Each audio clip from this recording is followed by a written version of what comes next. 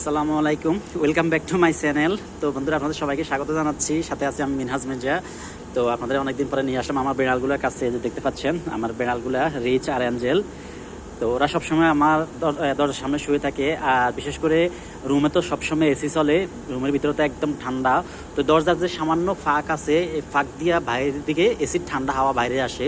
তো ওরা সবসময় দরজার একদম ফাঁকের সামনে আসি শোয়ে, এসির হাওয়াটা মানে ওদের শরীরে লাগার জন্য।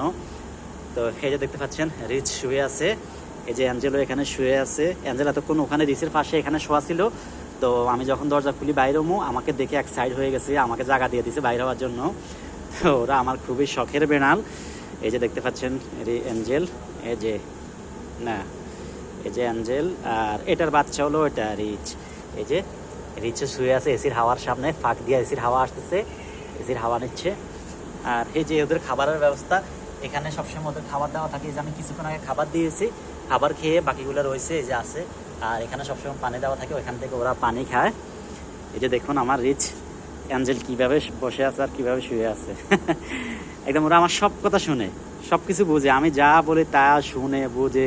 আমি যদি কখনো রাগ হয়ে যায় তাহলে আমার রাগটাকে বুঝে বুঝে একদম মুখে গোমড়া করে বসে থাকে। এই হলো আমার রিচ আর অ্যাঞ্জেল। এই যে ওদেরকে আমি কোলে করে বাইরে নিয়ে যাই, রাস্তায় নিয়ে ঘুরে নিয়ে আসি, দোকানে নিয়ে যাই কোলে করে। এই যে আমার রিচ যে এখানে শুয়ে শুয়ে এসির হাওয়া খাচ্ছে, এসির হাওয়া খাচ্ছে। আর এখানে রিচও আছে। না না না না না। তো বন্ধুরা, আপনারা সবাই আমার চ্যানেলটি বেশি বেশি করে সাবস্ক্রাইব করবেন, আমার ভিডিওগুলো লাইক করবেন, কমেন্ট করবেন, শেয়ার করবেন।